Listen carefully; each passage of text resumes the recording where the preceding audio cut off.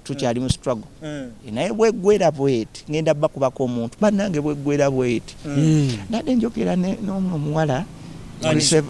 Chris Evanz gwe yali akayanira Jamila Kalungi gwe yali ayagala ono omuwala omuyimbi Zanie Brown era bannange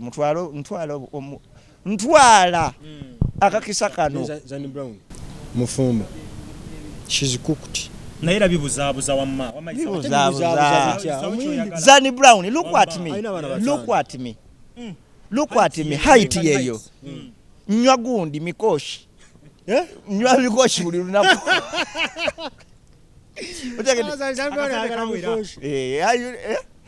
akasende kajja mpola tujja kufuna mpola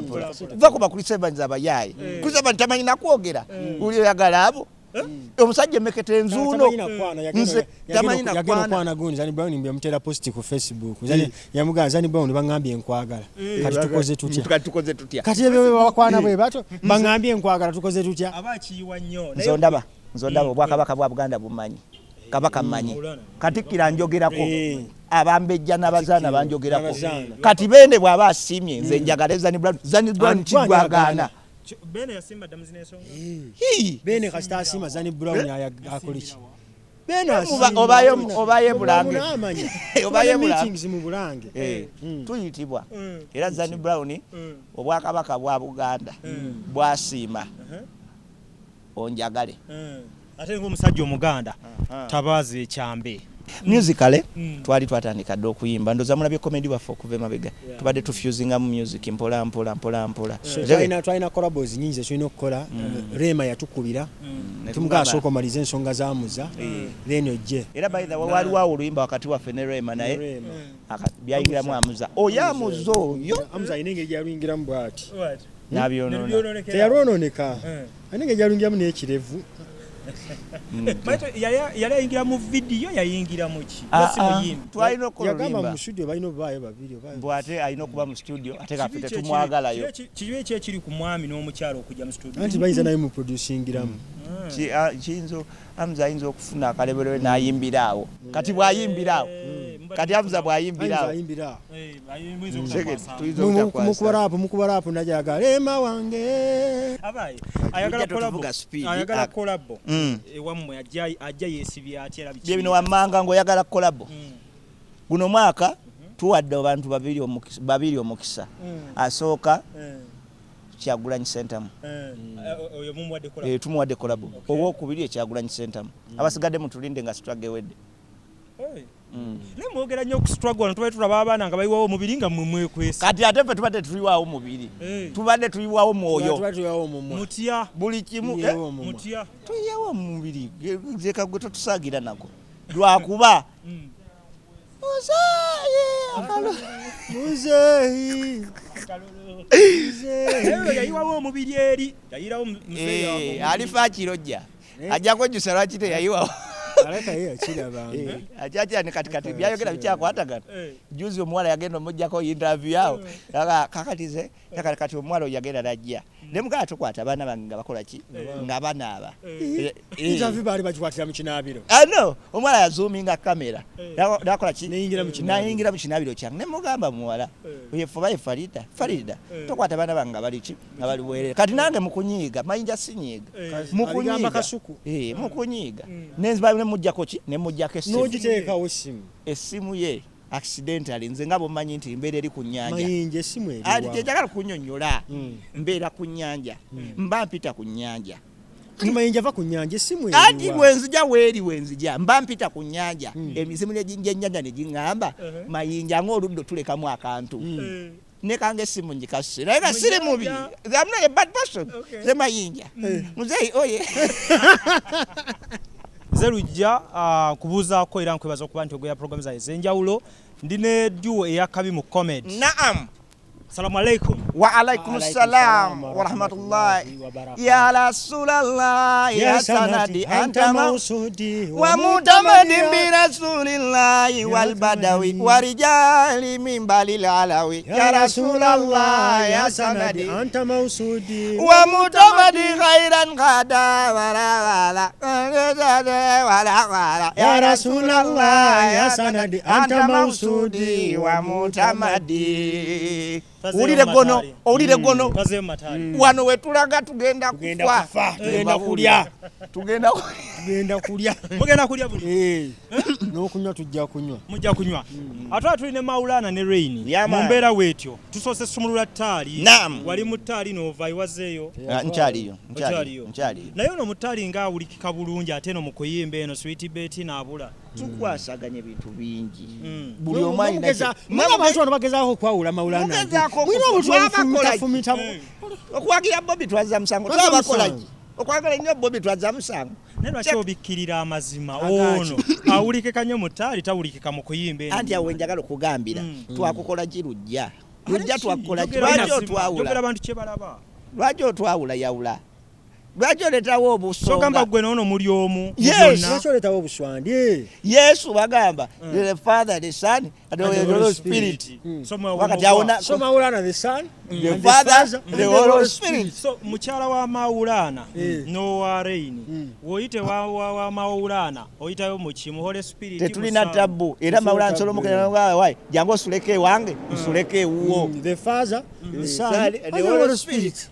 Ngadiro yali ayiseyo ngoto wakana tweyita tumanyi kubalira emirundi kwabire bwajjo bagwa akesoka yokubire okusatu onakowa akowanga omuntu ne mutwalya mu eggali nenga nempisa mu eggali leka mbuzeemo biki bye mufunye mu music kuba yo comedy tulaba nti yo mwachi kuba ne mbera ko yemukola musical ofunyeyo kyo ba mwana mufunye musical twafunayo Bettina so ne tulaba nti ulagowa ulagowa muganda wa ne tuba twayongera okufuna aba producer abenjawo kale tufunye ebintu bingi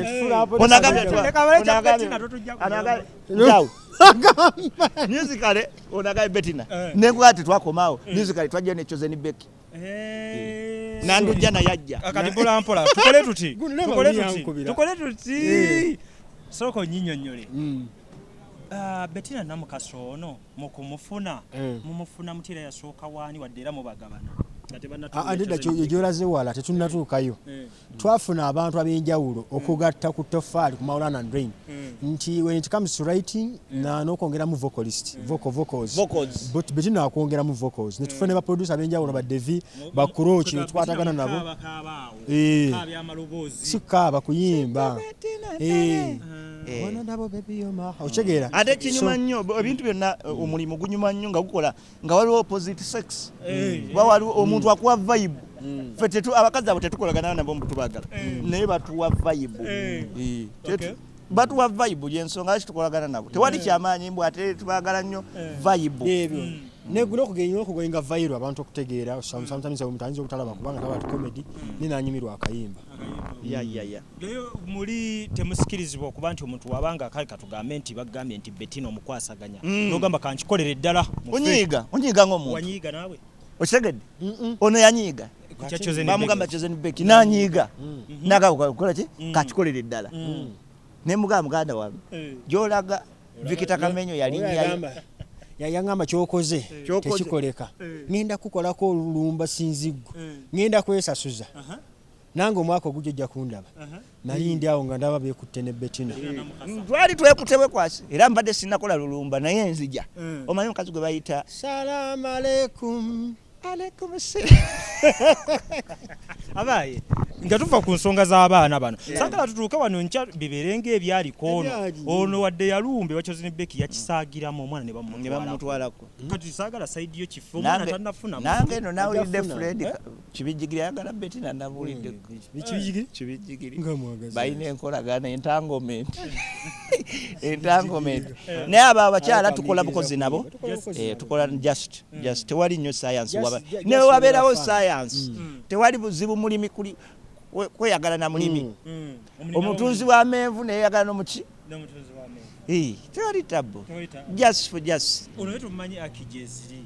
ebyo biyimiridde bitya kati ebyange biri mu kamunguluze kyo kibiteekamu kamunguluze kyo kibiteekamu wano wetulaga nze obuzibu nkyali mu struggle nagiyingiramu nnyo kati struggle tetuganya era ndoza buposi mu bulaba tuli mu struggle mulimu kwegatta buposi badde butambula so nze ndi mu struggle omuganda wange ate yayingira tanatuuka mu struggle naye ate singa naye yali yayingira struggle nawadde simuganya abaye tusooke twogere ku mulamwa gwennyini wendabye omuyimbi ng'acelebrating okubeera kazanyiikirizi kineewunyisiza ne ngamwe bakazanyiikirizi ate mugenda weeno mu bidongo abayimbi ate abasanyuka okubeera bakazanyiikirizi abannayuganda balina kye baawula kye batategeera nti when we talk of art nze nasomako MDD that was music, dance and drama. When we talk of art consists of many things. That is music, aspects. Butya bozanyusa abantu kicho abantu balowooza omuntu abeera muyimbi tasobola kuzannya naye Ugandans have proved them wrong nti omuntu abaddewo ng'ayimba the likes of Amoti addewo nga wattabu nnyo mu ddoboozi lye naye nga ne drama zanya ate abantu bazze ne bagenda mu firimu ffe tukimanyi wano mu Buganda mu Uganda eri ebweru abantu babikola John Deep muyimbi yazanya Pirates of the Caribbean ayimba neti abulwa mukulembeze muyimbi fighter mulunzi teri amu complainingako mulwanizi wa ddembe securing someone's future byonna nabikola omuntu ogwo tufe lwaki mutugambako nati fe twali tutiddemu nga tugamba nti mwabadde bakikubye eno mu byokuzanyiikiriza ate okulaba nti abayimbi nga Stacia wazze nate ye naye asanyukidde nnyo kino nkyogera mu February wa 2021 Maulana Reign Beba best comedians of the year 2021. Beba best artists of the year 2021. Beba best vocalists in Mama Awards. Mama Awards 2021. Ne Kora Awards. Kora Awards wakati banatunominate. Nenga bajja kutunominate. Ubye tugendo kola. Best artist of the year, best comedian of the year. Byonna tugenda bitwa best female. Female tujwali. Tuteko twala BET.